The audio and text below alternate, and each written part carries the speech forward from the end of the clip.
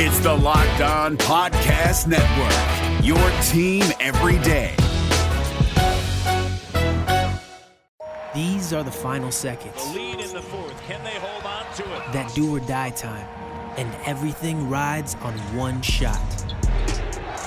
But it isn't going to be that easy. And it's a one-point game. This is down to the wire. They're going to try the three-pointer tonight. One shot to take you to the top. One winner. This is clutch basketball. That's the NBA playoffs. That's game. You are Locked On Indians, your daily Cleveland Indians podcast. Part of the Locked On Podcast Network, your team every day.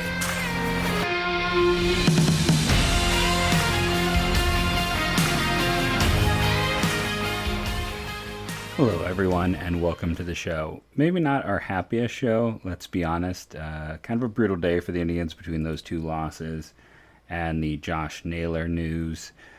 We do have the second part of my conversation with Pat. It's about 19 minutes long, so that's going to be the second and third segments of the show today. Let's start with the exact wording on that Josh Naylor injury.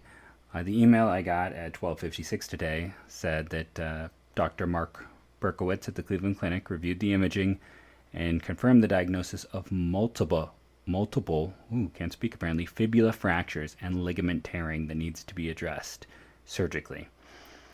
So that's right, multiple fractures and ligament tearing. We're not going to see Josh Naylor this year. If we're lucky, he'll come back fine and be here in a year. It's a brutal situation. I wish him the best. But for the Indians, it's kind of the thank goodness for Harold Ramirez. I know I was not his biggest fan, and you can go ahead and call me out on that. And I still don't know how exactly he does it with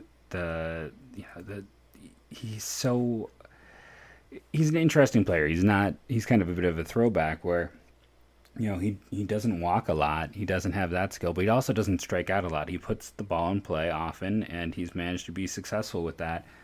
And if you went and you looked at him over on Baseball Savant, he'd have some of the best scores of like any Indians player in terms of percentile ranks and the amount of red you'd see. But if not for Harold Ramirez, oh boy, I mean, if we also went over there and you look at Bradley Zimmer, the one thing that stands out with Bradley Zimmer, frankly, is the amount that he walks on a team where players don't walk.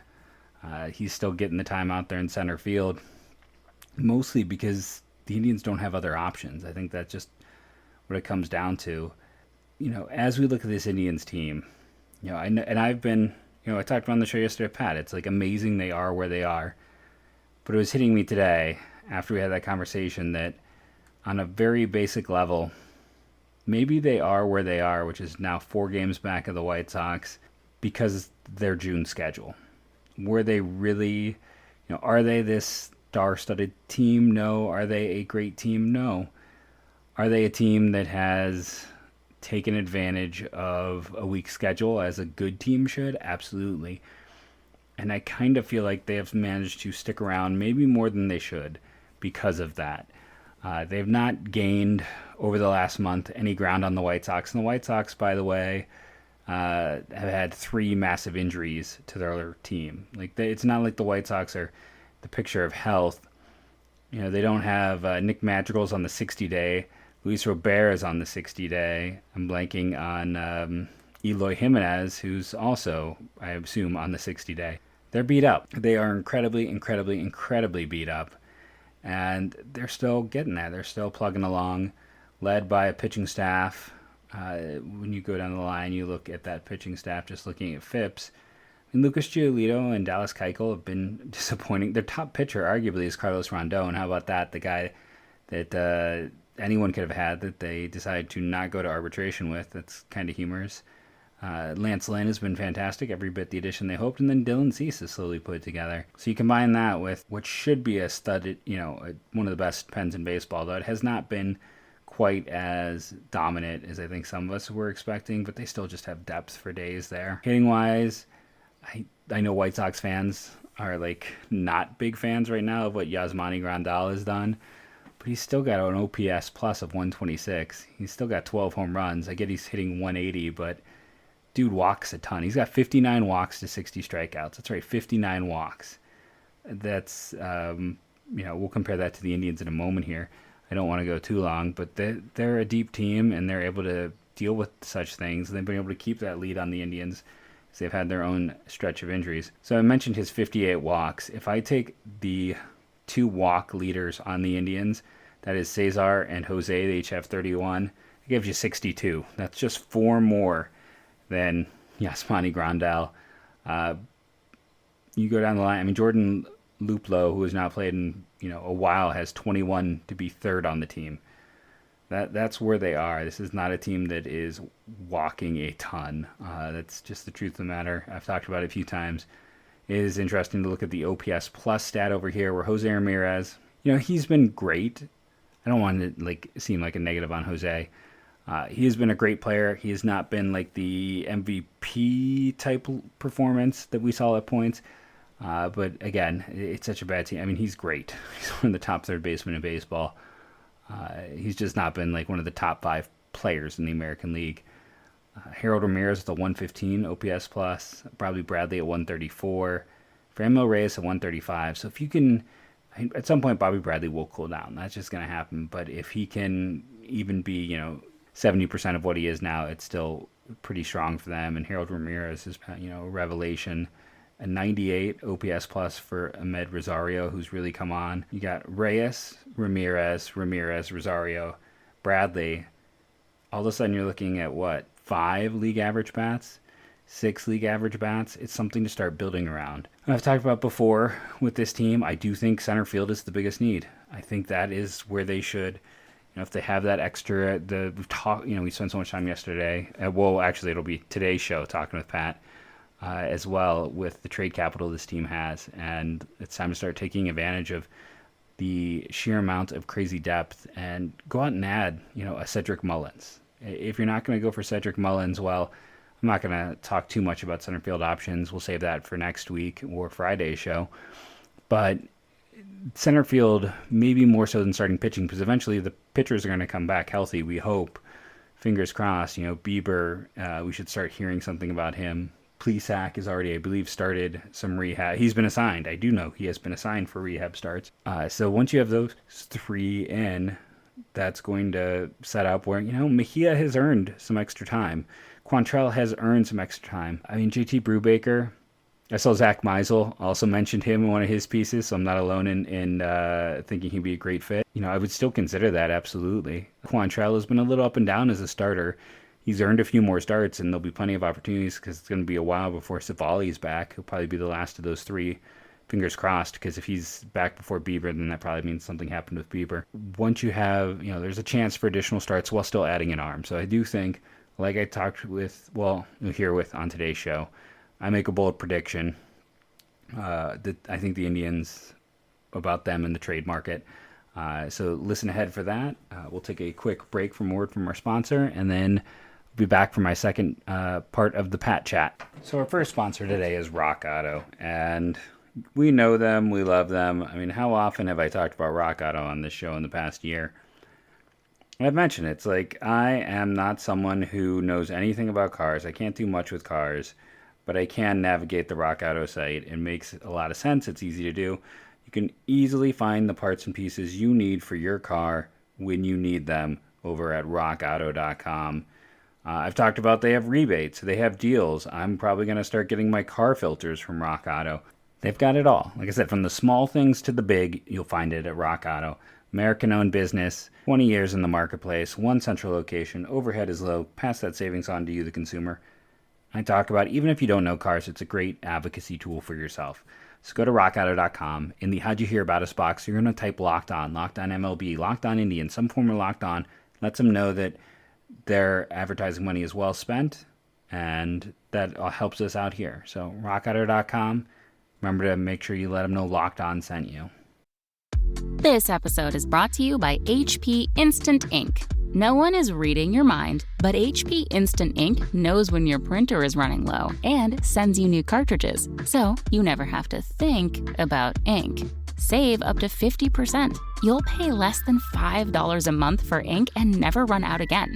Find out if your printer is eligible and enroll today at hpinstantink.com. Conditions apply. For details, visit hp.com/instantink Spotify. But he's a player I honestly had completely left for dead in the organization. I called him a non-prospect a few times, and it's very limited. It's only 15 games.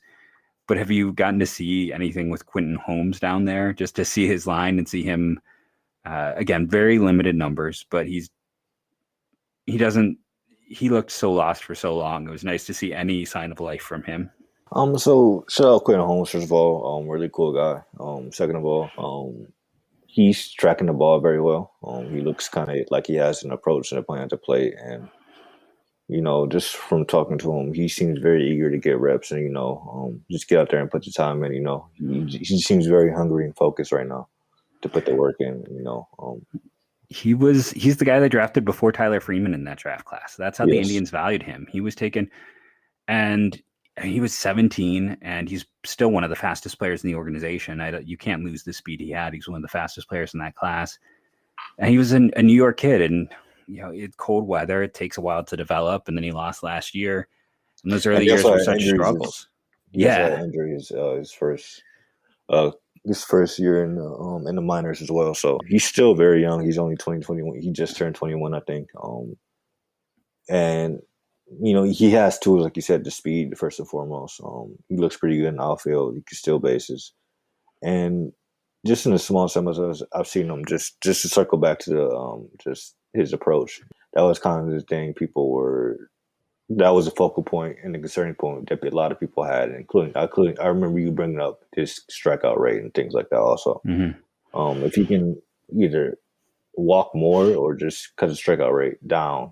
But so far he's taking his walks and he's tracking the ball very well. So his strikeout percentage is down like 17%, but even more than that, his BABIP is 531, which helps, but he's always going to be like a 330 to 340 BABIP guy in the minors just due to his speed.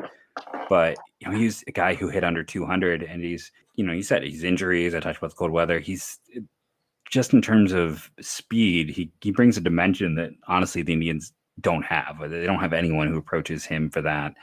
And I am always very happy to be wrong. I want all of these players to succeed, not because I'm an Indians fan. That's the part of the reason, but just because baseball is ridiculously hard.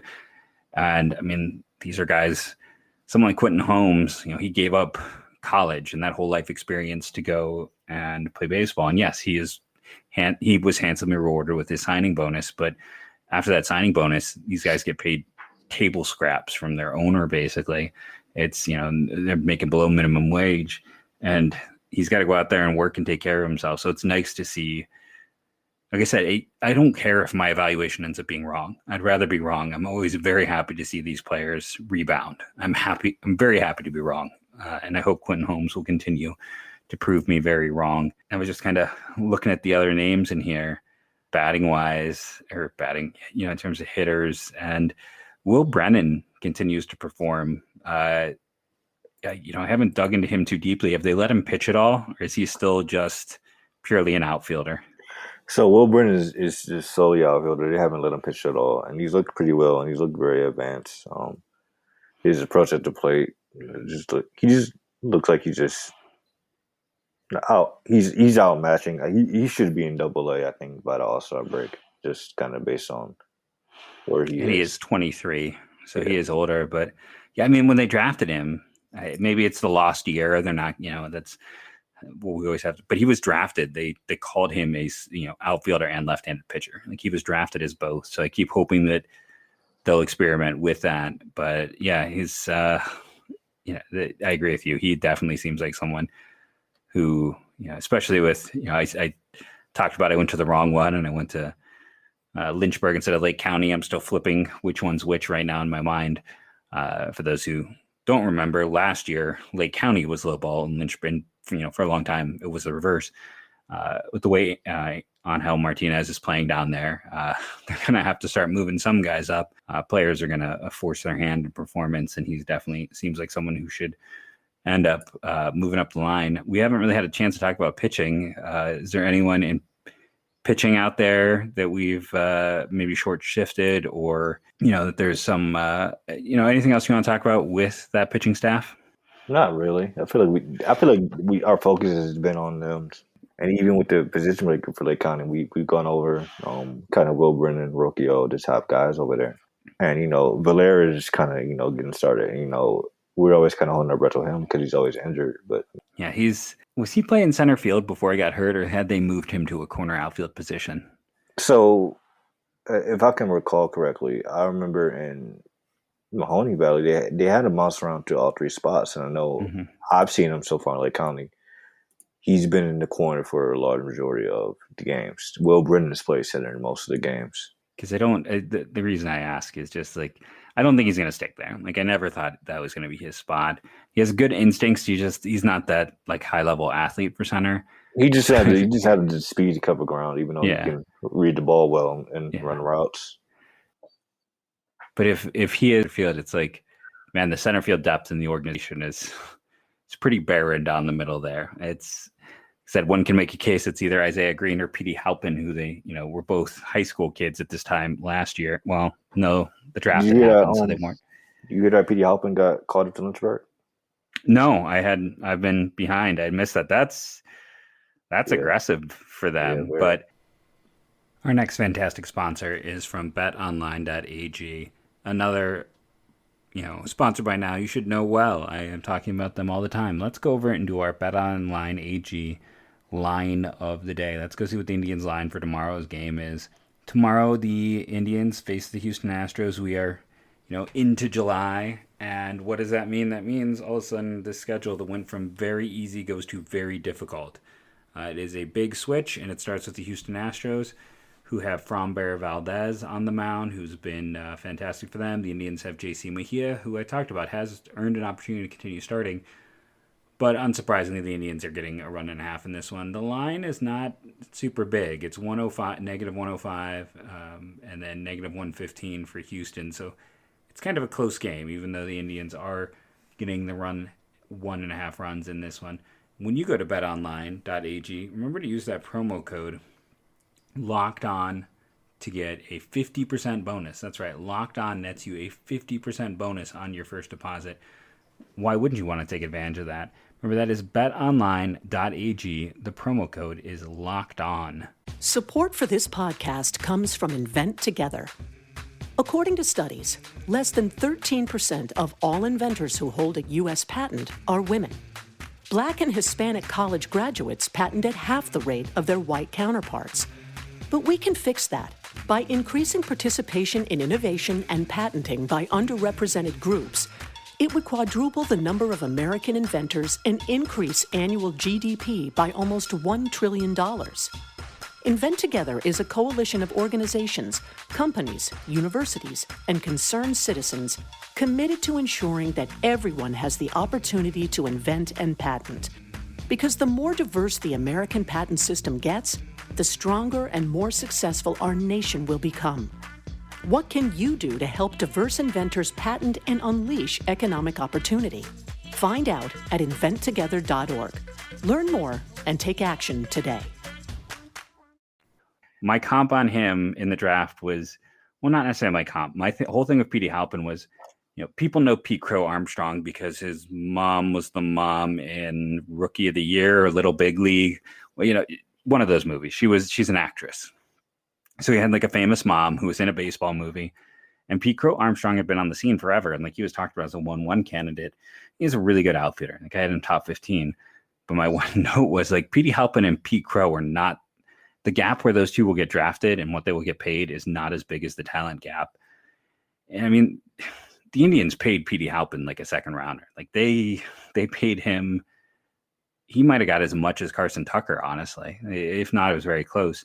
So I'm shocked by their aggressive-ness in that, but I mean, it's a fantastic sign for a team that struggled to develop outfielders that they're willing to push him up. But yeah, he's a really, I don't want to call him five-tool, but he's one of those guys, like, if you went and you looked at his perfect game data, like he had good exit velocity numbers for a player his size. Like he was, I want to say in the low 90s. Like people get too obsessed with height and power. And it's like, go look at Eddie Rosario right now. Why is he not hitting for power? Because his launch angle is 5 points lower than it was his entire career.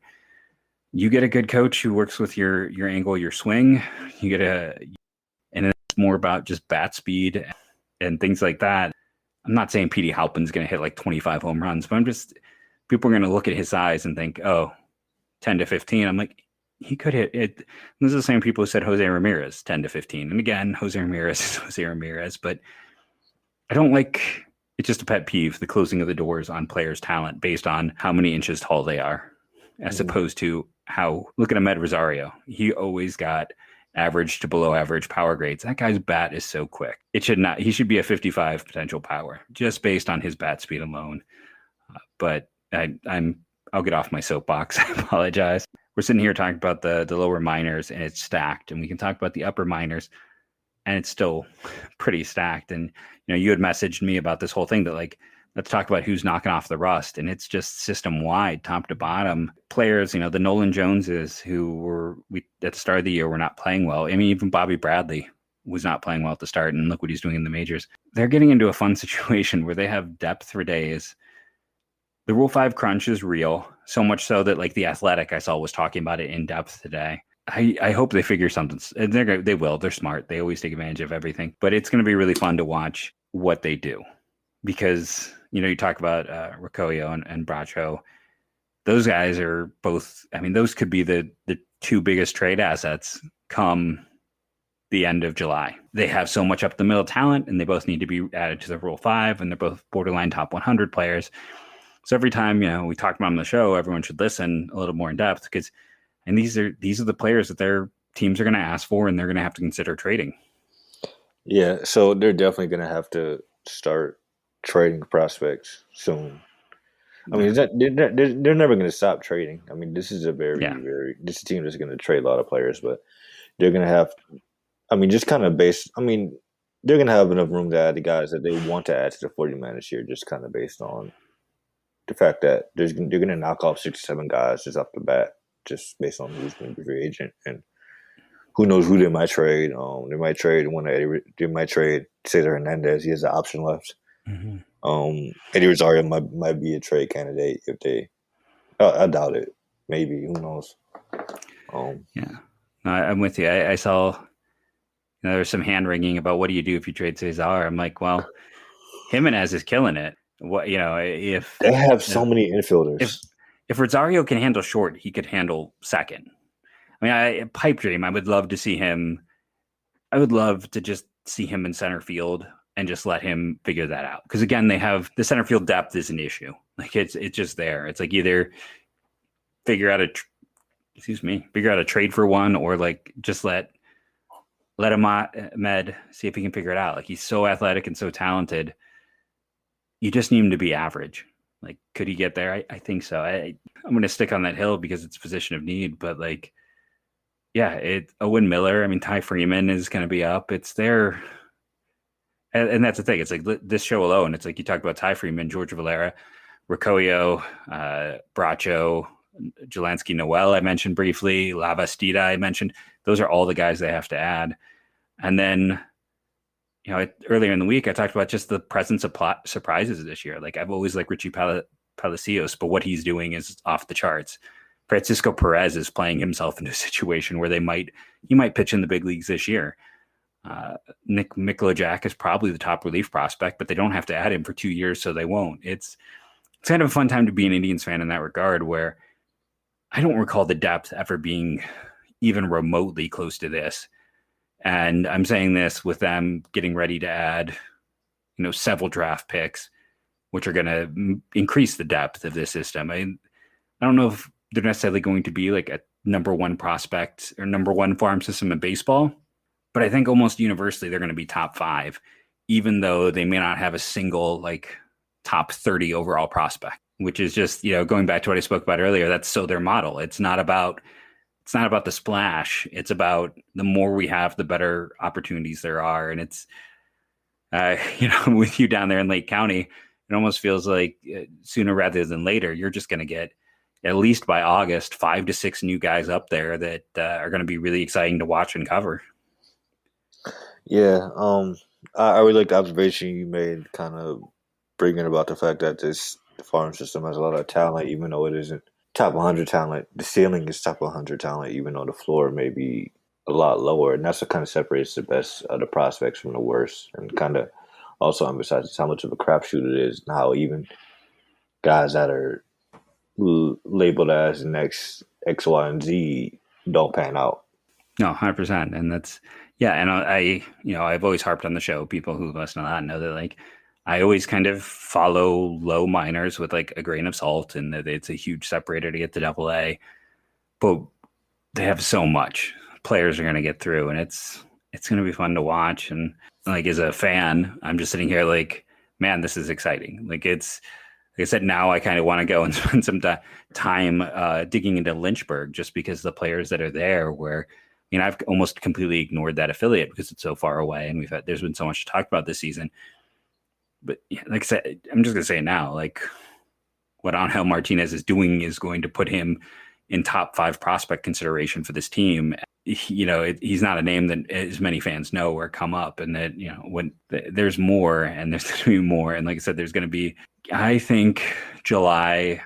This is mine. I'm going to say my prediction now is they're not going to make one trade in July. They're going to make 2 or 3. I think you're going to see this team go out and make multiple moves because they have that depth, and because they're in a situation where you can't have too much depth, but they have so much depth, it's going to behoove them to go out and do at least 2 deals. Is this craziness, or do you have any thought on that? So you kind of broke up, although I got the gist. Oh. Could you repeat that? Okay, so my bold, not so bold prediction here is, I don't think they're going to make one trade in July. I think they're going to make at least 2, maybe 3. I think this is a team that's going to be extremely active, and because of that depth, they need to be, and they're going to be smart about it. It's my bold prediction, and kind of get your take on it here before we end it. What do you think? Is this crazy talk, or do you think the Indians could, or do you think I'm kind of crazy or not crazy about the fact the Indians are going to make at least 2 trades before we hit the deadline? See, that makes sense. I see the Indians as sellers and buyers right now, just kind of based on where they are. And they're just so unpredictable and tight-lipped, but at the same time, they're very predictable because they tend to do the same things over and over again unless they don't work. Then eventually they kind of figure out, oh, this doesn't work, and they change. So I definitely agree with you. This just seemed like a year where they're going to kind of make a flurry of moves, kind of based on the schedule of where prospects are at on the 40-man, and how we're seeing prospects play again. And so we're going to see teams have more information to work with, and therefore take more risks by doing more trades. No, I agree. And it's going to be, like I said, it's a fun time.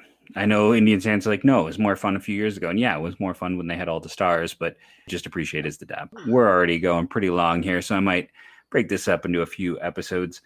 Pat, where can they find your stuff? Where can they find your work? Well, my Twitter is at tangible_uno. That is TANGIBLE_UNO.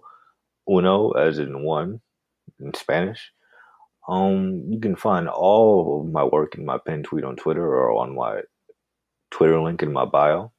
And I also have a Medium page, tangibleuno_medium.com. That's where you can find all my independent work, my work for Uncultured, one of the blogs I work for. Make sure to check all of that out. I know you had a really good timepiece with Ahmed Rosario and yesterday's game, so I would recommend for people to go, if you're just looking at the Indians in particular, go track that one down. I have been Jeff Ellis. You can find me at JeffMLBDraft. I do have in my profile the link.